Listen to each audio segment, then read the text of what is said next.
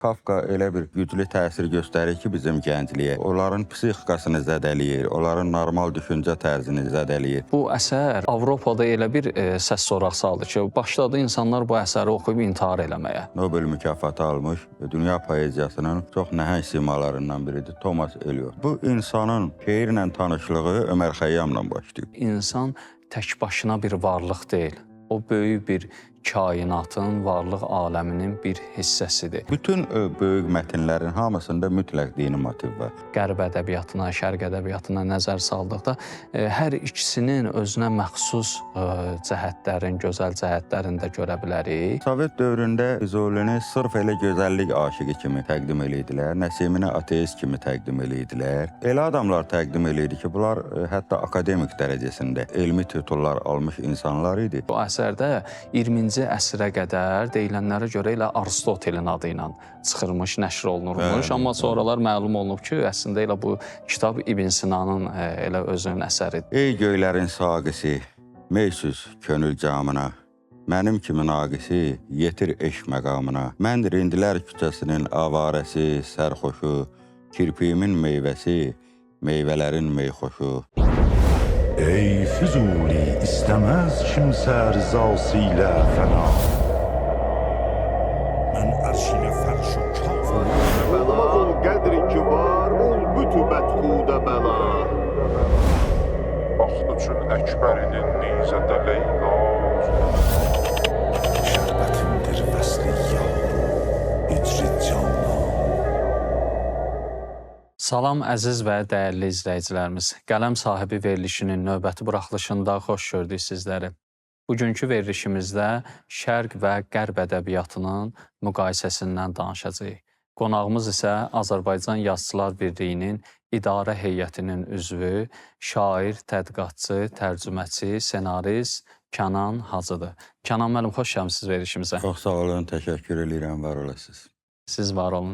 Kənan müəllim, biz şərq ədəbiyyatına nəzər salsaq, burada görərik ki, mənəvi cəhətdən insanın mən anlayışından çıxıb biz anlayışına keçidini müşahidə edə bilərik.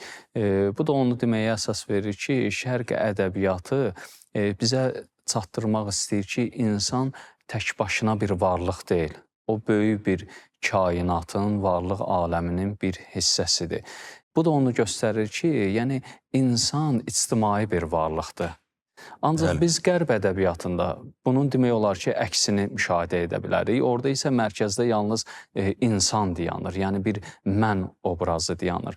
Biz bugün şərq ədəbiyyatına mənəvi cəhətdən elə bilirəm ki, daha çox ehtiyaclıyıq. Amma tədqiqatlar, araşdırmalar onu göstərir ki, bir çox oxucular, əksər oxucular, məxsusən də cavan oxucular qərb ədəbiyyatına yönəliblər, o ədəbiyyata daha çox bağlıdırlar. Siz bu məsələyə necə baxırsınız? Çox düzgün yanaşmadır, mən razıyam sizin fikrinizlə. Bir təsəvvür edin ki, bir evi tikəndə əvvəlcə özül atılır. Təməl. Əsas vacib olan məsələ təməldir. Mütaliədə də, yaradıcılıqda da, yaradıcılığın da bir təməl prinsipləri olmalıdır. Müəyyən bir mərhələ keçməlisən, müəyyən bir etap keçməlisən ki, o müəyyən həqiqətlər sənin üçün açılsın, o sirlər sənin üçün açılsın. Bizdə çox doğru vurğuladınız ki, bizim gənc nəsil bəzən qərb ədəbiyyatına, Avropa ədəbiyyatına meyllənir. Yəni, müəyyən özünü o bədii mətnlərdə tapmaq istəyir, tapa bilmir. Əksinə, Avropa ədəbiyyatında bir ümidsizlik zolağı uzun əsrlər davam edib. Bunun da köklü səbəbləri var. Avropanın keçdiyi tarixi inkişaf yolu var. Yəni, bunun Avropa tarixinin qabarıb çəkilmə dövrləri var. Çox mürəkkəb bir məsələdir, amma bir məsələni xüsusi vurğulamaq istəyirəm ki, şərq ədəbiyyatı nəyə görə bizə lazımdır? Çünki biz şərq insanıyıq, Avropa insanı deyilik. Yəni, insan özünü tanımalıdır ki, başqalarını daha yaxşı tanısın. Sən birinci özünü tanımalısan. Özünü tanımaq üçün sən öz etnoqrafiyana, folkloruna, mədəniyyətinə, tarixinə, şərq mifologiyasına, şərq fəlsəfəsinə, poeziyasına dərindən bələd olmalısan. Bütün bunları mənimsəməlisən ki, ondan sonra dünya ədəbiyyatında yaranan təməl mətnləri oxuyub anlaya biləsən və onlardakı şifrələri aça biləsən. Xüsusən səmavi kitabları biz bilməliyik. Bunları bilməsək, Kitab-ı Dədə Qorqudda müəyyən kodlar var. O kodlar bizim üçün açılmayacaq. Bu, əgər ələl-xüsus da yaradıcı insandırsa, bu da ən vacib budur. Nizami Gəncəvini, Füzulini, Nəsimini, bunların hərəsinin öz fəlsəfəsi var. Yəni, mümkün qədər, bacardığın qədər sən onlardan götürməlisən, əxz eləməlisən, mənimsəməlisən, öz təfəkkür süzgəyindən keçirməlisən və ondan sonra təbii ki, o yollar özü təbii şəkildə səni gətirib dünya ədəbiyyatına çıxaracaq. Məsəl üçün, biz baxırıq dünya ədəbiyyatında, elə yaxın türk ədəbiyyatında Orxan Pamukun Mənim Adım Qırmızı əsəri var. Nizami Gəncəvinin Xosrov və Şirin əsərindən birbaşa təsirlənib, orada müəyyən rəsm çəkmə motivi var, əsas ana xətt odur. O xəttin üzərində qurub və Mənim Adım Qırmızı əsərini yazıb və belə misalların sayı çoxdur, en qədərdir. İndi söhbət əsnasında mən müəyyən qədər bu misalları gətirə bilərəm. Siz çox doğru qeyd elədiniz. Məsələn, biz Lev Tolstoyun İnsan nə ilə yaşayar əsərinə də baxsaq, hansı ki, o əsərdə elə siz tərcümə eləmişsiniz Azərbaycan dilinə. Həmin əsərində Səidin Gülüstanından bəhrələnib yazıldığı qeyd olunur. Məsələn, orada 3 sual mövzusu var, hansı ki, o şah öz əyanlarından, öz ona tabi olan insanlarından soruşur ki, bu 3 sualın cavabını kim tapsa, ona böyük mükafatlar veriləcək. Hansı ki, o insanlar da o suallara cavab tapa bilmirlər. Ən yaxşı zaman hansıdır, ən yaxşı kimlə məsləhət eləmək olar və ən yaxşı iş hansı işdir. Hansı ki, bu deyirlər ki, bu hissəni də Lev Tolstoy elə Səidin Gülüstanından əxs eləyibdir, götürübdür. Məsələn, başqa bir misalda elə siz Avropa ədəbiyyatından qeyd elədiniz. Biz Höteyin də misal çəkə bilərik. Şərq-Qərb divanı, bəli. O da, bəli, Hafizdən çox bəhrələnibdir. Şərq ədəbiyyatından bəhrələndiyi də elə o kitabda açıq-aydın göstərir özü də. Tamamilə doğru vurğuladınız. Mən o İnsan nə ilə yaşayır əsərini təxminən 25 il bundan əvvəl tərcümə eləmişəm. Onda Sənət qəzeti var idi, ədəbiyyat qəzeti. Biz İlqar Fəhmi ilə həmin qəzeti buraxırdıq. Baş redaktor Sami Sədaqətoğlu idi. İndi Azərbaycanda yaşamır. O da istedadlı yazıcılarımızdandır. Təsadüfən bu əsər rastıma çıxdı rus dilində. Oxudum və əsərin motivi, ruhu bir qədər mənə tanış gəldi. Yəni, orada bir şərq əsintiləri gördüm. Ondan sonra, sözün açığı mən özüm də onu bilmirdim ki, Səidinin Gülüstanından gəlir. Səhv eləmirəmsə elə İlqar Fəhmi ilə bizim söhbətimiz oldu. Dedi ki, bu şərq motivləri üzərində qrup əsəri oradan qaynaqlanır. Ondan sonra Tolstoyun Din nədir əsərini mən oxudum. Belə bir əsəri var. Və oradan mən öyrəndim ki, Tolstoy ömrünün sonlarında İslam dininə xüsusi önəm verib. Yəni, Quranı dəfələrlə oxuyub. Oxuyub və ondan sonra İncil, Tövrat və digər səmavi kitablarla bu ana kitabı, müqəddəs kitabı müqayisə edib və Din nədir əsərini yazıb. Orada mən onun nişanələrini gördüm. İnsan nə ilə yaşayır əsərinin nişanələrini gördüm ki, o hardan qaynaqlanıb? Bir tərəfdən Quran motivləri ona təkan verib, digər tərəfdən də təbii ki, Səidinin əsərini də oxumamış deyildi, təbii ki. Çünki aşkar onun təsiri orada görünür.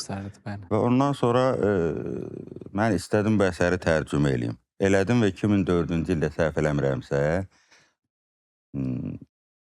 Yeni Azərbaycan qəzetinin ədəbiyyat əlavələri çıxırdı o vaxtı.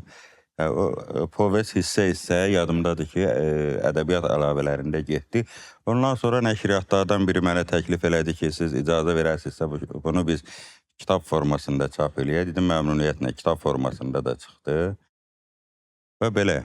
Əslində siz Azərbaycan ədəbiyyatı üçün böyük bir töhfə vermisiniz bu əsəri tərcümə eləməklə ki, bizim elə bu gün qoyduğumuz mövzu da elə birbaşa bununla əlaqəlidir ki, bizim gənc nəsil ola bilər ki, hansısa bir xarici dili bilmirlər, ancaq o tərcümə olunmuş əsərlərdən, məxsusən də bir poeziya insanının tərcümə elədiyi bir əsərdən o oxuya bilər, özünə belə deyək də hər hansı bir yol cıza bilər, daha sonra gedib bəli, oradan gedib qərb ədəbiyyatına yönələ bilər. Elə belə deyək də şərq ədəbiyyatının birinci başa düşüb, ondan təsirlənən insanları başa düşüb, onların əsərlərini başa düşüb, daha sonra gedib qərb ədəbiyyatından bəhrələnə bilər. Söhbətimizin əvvəlində elə ona görə dedim ki, yəni bu əsərləri oxuyandan sonra o yol özü səni gətirib təbii olaraq çıxartacaq o dünya ədəbiyyatının o təməl əsərləri ki var. Əsas hissələri. Tolstoy, Dostoyevski, Gogol,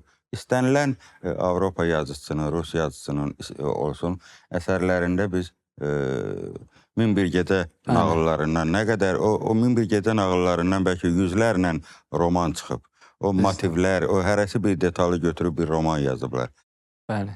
Çoxdur, həqiqətən də. Ona görə şərq elə bir xəzinədir ki, bayaq elə çəkilişdən əvvəl sizinlə söhbətimizdə də qeyd elədim ki, orta əsrlər Renesans dövründən sonra Avropa alimləri şərq fəlsəfəsi və şərq ədəbiyyatı əsasında özlərinin elmi potensialını formalaşdırdılar, elmi bazanı formalaşdırdılar.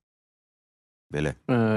Siz çox doğru qeyd elədiniz. Onlar İslam dini zuhur eləyəndən sonra, məxsusən də Avropada yayılandan sonra artıq orada ərəb dilini öyrənməyə başladılar. Ərəb dilini öyrənəndən sonra artıq ərəb dilində olan əsərləri tərcümə elədilər və oradakı məzmunlarla tanış oldular. O tanış olandan sonra da çox maraqlıdır ki, bəzi əsərlər tərcümə olunurdu, ancaq o şərq müəllifinin yox, məhz elə qərb müəllifinin adı ilə tirajlanırdı. Hegelin əsəri var, ruhun fenomenologiyası. Yəni, bu əsəri oxuyursan, görürsən ki, bu sırf şərqdən, şərq fəlsəfəsindən, Quran-ı Kərimdə qoyulan əsas tezislərdən bəhrələnib. Mütləq ruh, yəni onun fəlsəfəsinin ana xəttini mütləq ruh təşkil edirdi. Yəni, bu axı Quran-ı Kərimdə var, Allahın göndərdiyi kitabda var bu. Düzdür. Və yaxud da bir dənə başqa bir misal çəkə bilərik ki, biz İbn Sinanın Kitab-ı Şifa əsəri var. Hansı ki, o əsərdə 20-ci əsrə qədər deyilənlərə görə elə Aristotelin adı ilə çıxırmış, nəşr olunurmuş. Amma sonralar məlum olunub ki, əslində elə bu kitab İbn Sinanın elə özünün əsəridir də. Bir də ki, siz bayaqları çox doğru qeyd elədiniz ki, biz qərb ədəbiyyatına baxanda bəzən orada ümidsizlik müşahidə edirik. Məsələn, bunu biz Gənc Werterin İstirabları əsərinə baxsaq görə bilərik ki... Çıxılmazlıq var. Bəli. Çıxılmazlıq var. İnsan ruhu üçün bir dinclik axtarı tapa bilmir. Bəli. Elə siz dediyiniz Gənc Werterin İstirablarında, məsələn, Kafkanın əsərlərində. Kafka elə bir güclü təsir göstərir ki, bizim gəncliyə. Onların psixikasını zədələyir, onların normal düşüncə tərzini zədələyir. Kafkanı bilmək lazımdır, yəni dünya ədəbiyyatında Kafkanın öz yeri var. Amma Kafkadan təsirlənmək, Kafkanın təsirinə düşüb onun ardınca getmək, onun təsiri ilə hansısa bir mətnlər yazmaq, yəni bu çıxış yolu deyil. Ədəbiyyat mütləq və mütləq bir çıxış yolu göstərməlidir. Yəni eksistensial bir çıxılmazlıq var bu Avropa mətnlərində. Yəni, işıqlı tərəfləri çox azdır. Bunu da qeyd elədim, yəni Avropanın keçdiyi yol bir neçə müharibələrdən keçiblər. Yəni, onlar sivilizasiyanın ziqzaqlarından keçdiyi yollarda, o qaranlıq yollarda çox ilişib qalıblar. Ona görə o qərb yazıcısı o çıxılmazlığı öz əsərlərində də ifadə edir. Məsələn, Stefan Zweig'in Dünənin Dünyası əsəri var. Orada o işığa can atır, yəni öz ölkəsinin taleyini qələmə alıb. Yəni, baxıb görür ki, o dalana dirənir, yəni labirintdən çıxıb yolu yoxdur və nəhayət onun taleyini bilirsiniz də intihar eləyib. İntihar eləyib. Elə müəllim, Gənc Werterin o İstirablar əsərində də görürsən ki, axırda qəhrəman gəlir orada intihar eləyir.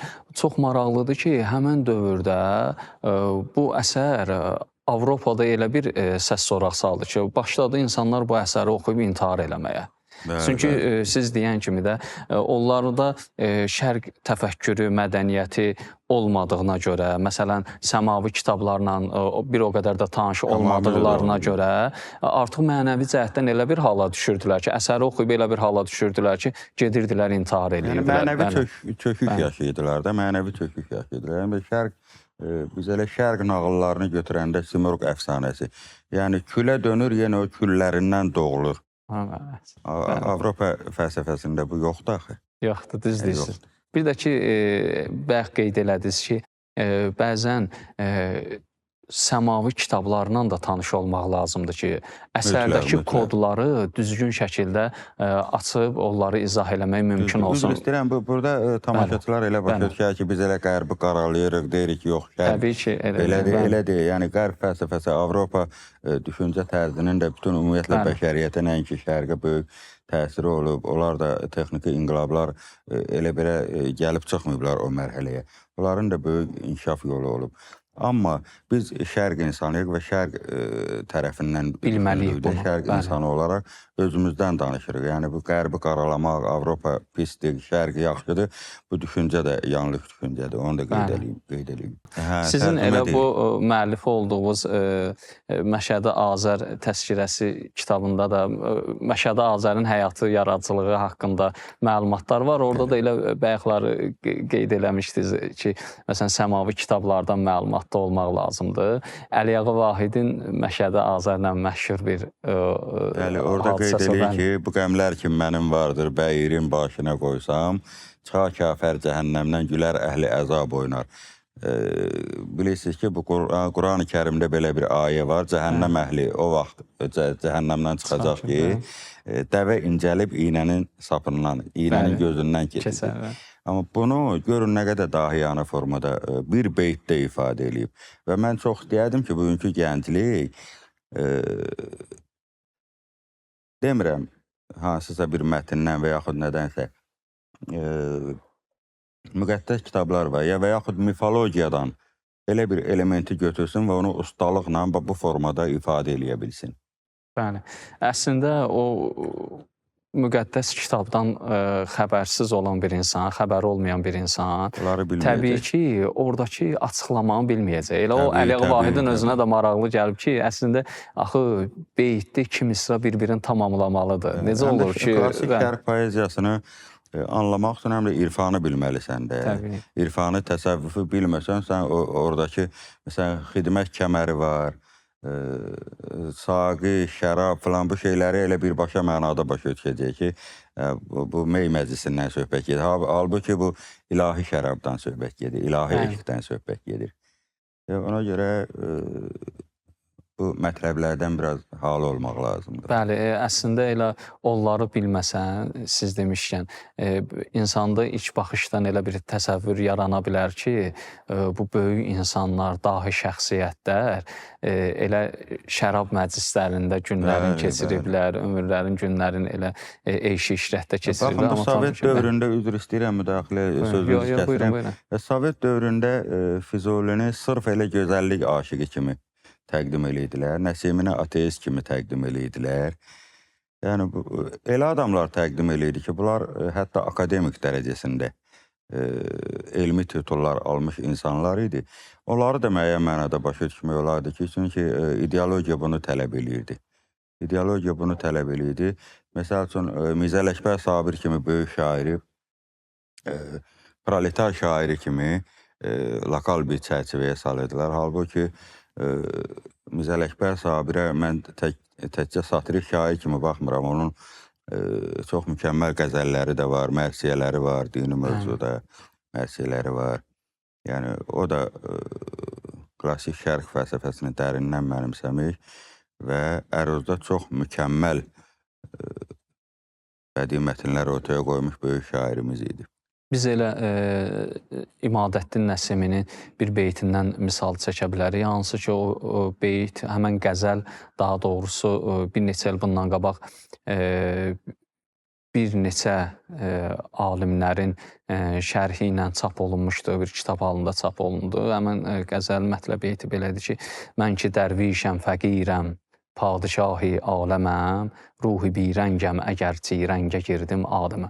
Biz belə bir insanı, məsələn, bu Necə ateist təfəkkürdə olar? olan bir insanı necə biz ateist kimi təqdim eləyə bilərik ki, hansı ki, baxırıq ki, həmən qəzələ elə əvvəldən axıra baxsaq, Bəli, görərik ki, orada həm insanın yaradılışından, həm irfani mövzulardan, həm fəlsəfədən, bütün hamısından əhatəli şəkildə Nəsimi bəhs bizim olundu. yeganə şairimizdir ki, Nəsimi bizim yeganə şairimizdir ki, filosof şairdir.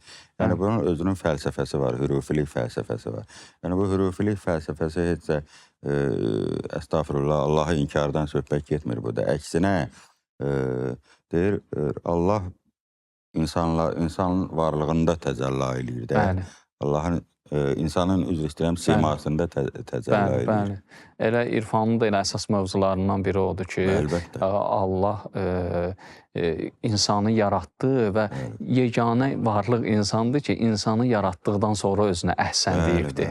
Bəli, bu da elə onu göstərir ki, həqiqətən də elə insan yer üzərində Allahın bir xəlifəsidir və bizim böyük şairlər də, böyük mütəfəkkir alimlər də əslində bu mövzuları qabardıblar öz əsərlərində. Bunları oxumadan, bilmədən, başa düşmədən həqiqətən qərb ədəbiyyatına keçid eləyəndə o oradakı necə ki insanlar... Əli aşından da olursan və əli aşından da olur. Düz deyirsiniz. Belə. Biz Məhəmməd Füzulidən məsələn danışsaq, siz bayaq qeyd elədiyiniz kimi, elə Məhəmməd Füzulinin də elə bir, məsələn, bir beytin Ya Rəb həmişə lütfünü et rəhnuma mana, göstərmə ol təriqi ki, getməz sana mana, məsələn də və yaxud da yetməz sana mana kimi də deyilibdir. Hər bir halda bu onu göstərir ki, bu insanlar həqiqətən ilahi eşqa bağlı olan insanlar olublar, qəlblərində o məhəbbəti saxlayan Məsələn, insanlar. elə Həqiqət-ü Süəda əsəri İmam Hüseyn aşiq olur da bu insan. Ona görə deyib ki, mən dünyadan dəyişəndə məni İmam Hüseynin ayağı altında dəfn edeyim. Ki, gələn zəvvarlar mənim üzərimdən keçib getsinlər o şahın ziyarətinə. Hətta belə bir rəvayət də qeyd edirlər. İndi bilmirəm nə dərəcədə doğrudur, yanlışdır. Şah İsmail Xətai ilə onun görüşü olubdur. Şah İsmail Xətai onu dəvət edibdir, sarayına getməyibdir, o mənada qalıbdır Kərbəlada.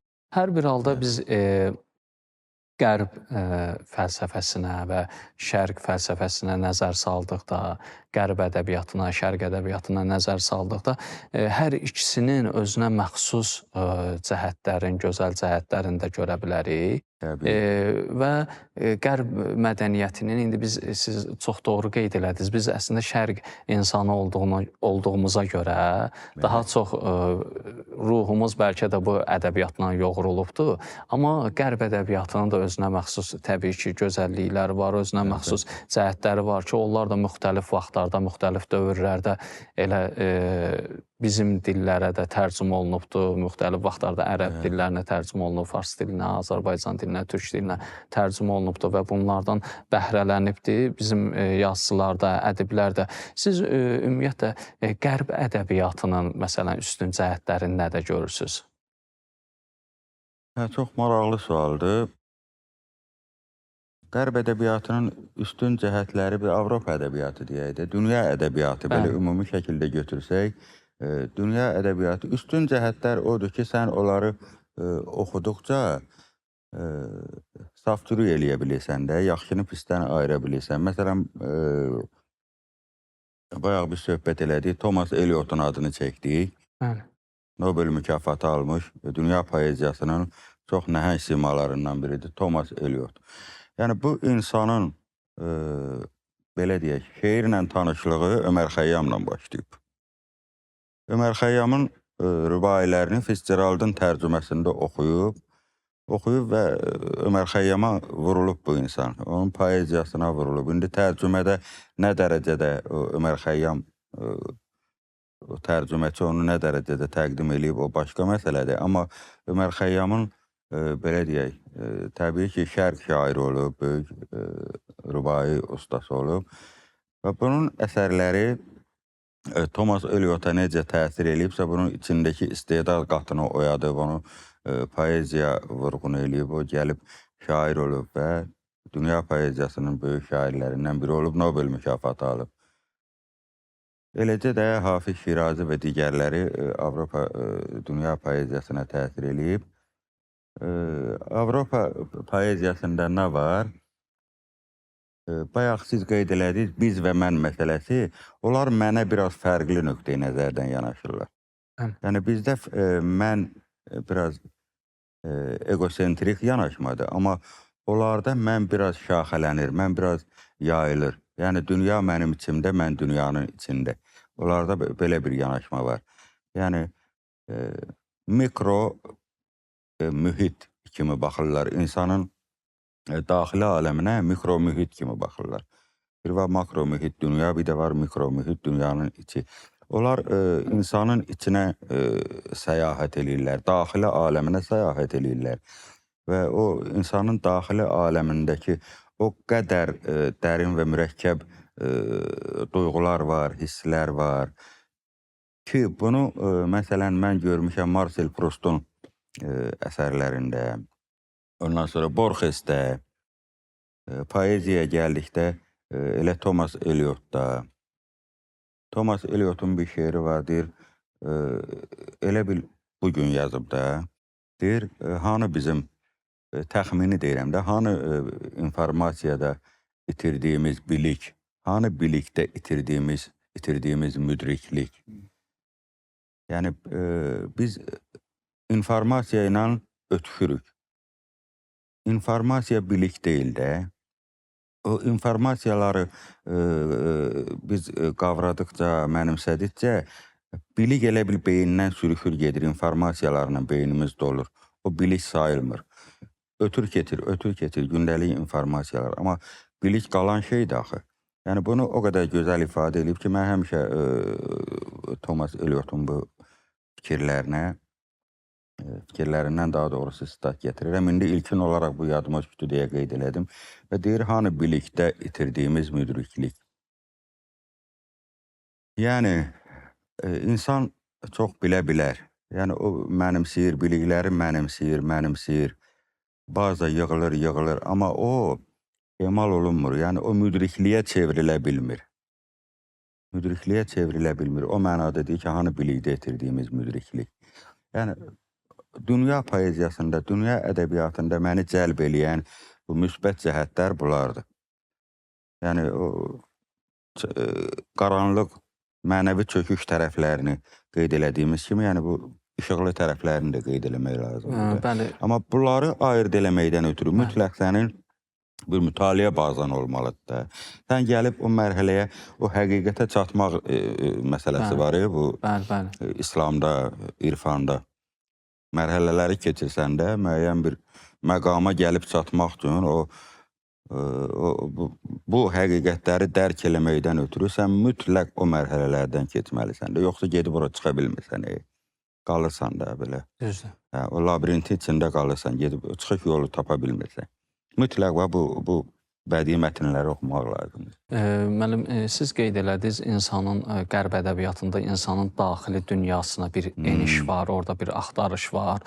Bəzən görsən ki, qərb müəllifləri insan obrazında mübarizə aparan, öz xəyallarının ardınca gedən, idealların ardınca gedən. Bəli, biz məsələn belə insanlar da formalaşdırırlar, canlandırırlar. Məsələn, biz Daniel Defoe'nun Robinson Crusoe əsərini qeyd eləyə bilərik ki, hansı ki, o gedir tək başına bir adıya düşür. Elə Hemingway'in Qoca və Dənizi.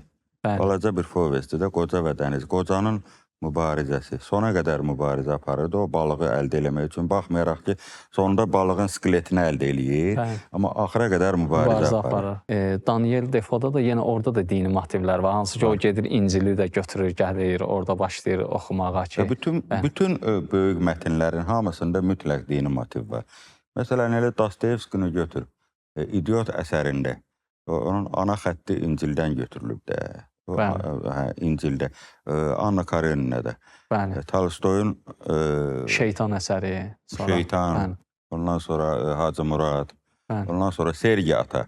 Tolstoyun ən çox sevdiyim əsərlərindəndir Sergi Ata. İnsanın öz nəfsi uğrunda apardığı mübarizə yüksək səviyyədə o əsərdə öz əksini tapır. Şeyx Sənanla da qarşılaşdırmaq olar o əsəri. Bəli, var. Kənan müəllim, biz verilişin əvvəlində qeyd elədik ki, siz həm dəyərli yazıcı olmaqla yanaşı, həm də gözəl bir şairsiniz, gözəl qələmimiz var. İstəyərdim ki, elə verilişimizin bu əsnasında sizdən bir şeir eşidək, şeir dinləyək. Çox sağ olun. Mən sərbəst şeirlər də yazmışam, gənclik illərimdə qəzəllər də yazmışam. Hecada da şeirlərim var. Amma bu şeir mənə xüsusən əzizdir. Nəyə görə? Bu adını da Saqinamə qoymuşam. Yəni, sırf bu şərq irfan fəlsəfəsinə söykənir. İndi oxuyanda özünü görəcəksiniz. Ey göylərin saqisi, meysüz könül camına, mənim kimi naqisi, yetir eşq məqamına. Mən Rindilər küçəsinin avarəsi, sərxoşu, kirpiyimin meyvəsi, meyvələrin meyxoşu. O fələk süfrəsinin ən dadlı azuqəsi, eşq xəzinəsinin qiymətli dürdanəsi. Beldə xidmət kəməri huzuruna gəldim mən. Qəlbdə eşqin şərəri, əldə badə gəldim mən. Hüsnün gözə görünməz, vəslin hicranla gizli. Qafillər səni bilməz, danarlar aşkar gizli. İtir məni dünyadan, özümü səndə tapım. Qaçanda hər günahdan qoy açıq olsun qapın. Ey göylərin saqisi, meysüz, içim, ayılım. Bu günahlar vadisini atım, ondan ayrılım. Gündüzüm şam olunca sən gözə görünürsən. Meysüz mənə doyunca, aç mənə sirrini sən. Sən var olun. Sizin orada elə meysüz ayılım, içimi ayılım, əslində elə irfanın neçə mərhələsi var, bəli. Orada elə birinci mərhələdə yəqzədir də, o yanlış mərhələsidir. Mənim bir hekayəm var, Rindilər küçəsi hekayəsi. Burada deyim, mən Rindilər küçəsinin avarəsi sərxoşu. Bunu mən Hafizin bir qəzəlini oxuyanda, o mənə bir ideya verdi, o hekayə yarandı. Deyir, Rindlərin sən küçəsindən salamat keç zahid, yoxsa üstün bulaşacaq bədnamilərə. Təxminən belə yadım. Bu misra mənə impuls verdi, o hekayə yazıldı. İndi o ifadə gəlib bu şeirə də düşüb. Deyir, mən Rindlər küçəsinin avarəsi sərxoşu, kirpiyimin meyvəsi, meyvələrin sərxoşu. Bir də orada bir beyt var idi. Beldə xidmət kəməri huzuruna gəldim. İrfanı gərək biləsən ki, müəyyən elementar anlayışın olsun ki, biləsən nədir də bu? Yəni, özümü tərifləmək kimi çıxmasın. Yəni, bu, mən həm də Nizamidən biraz, Nizamini yazmışam ki, Nizami Gəncəvinin ruhuna ithaf eləyirəm. Yəni, Nizamidən də biraz məndə təsirlənmə oldu bu şeiri yazanda. Allah sizin elminizə, ömrünüzə bərəkət versin. Həqiqətən elə bilirəm ki, maraqlı bir söhbət oldu. Ümid edirəm ki, izləyicilərimizin də çox xoşuna gələcək, bəyənəcəklər və ümid edirəm ki, gələcək verilişlərimizdə də yenə sizin xidmətinizdən istifadə edə biləcəyik. Çox sağ olun. Mən də təşəkkür edirəm sizə, dəvət elədiyinizə görə, diqqətinizə görə var olasınız. Uğurlar arzulayıram sizə. Çox sağ olun, var olun. Sağ olun. Əziz və dəyərli izləyicilərimiz, daha bir verilişimizin sonuna yetişdik. Bu verilişimizdə Qərb və Şərq ədəbiyyatının müqayisəsindən danışdıq. Gələn verilişlərimizdə görüşmək ümidi ilə. Allaha əmanət olun. Ey Füzuli, istəməz kimsə rızası ilə fəna. Mən ərşinə fərş o kaf Olmaz ol qədri ki var, ol bütü bətxudə bəla. Vaxt üçün Əkbərinin nizədə Leyla.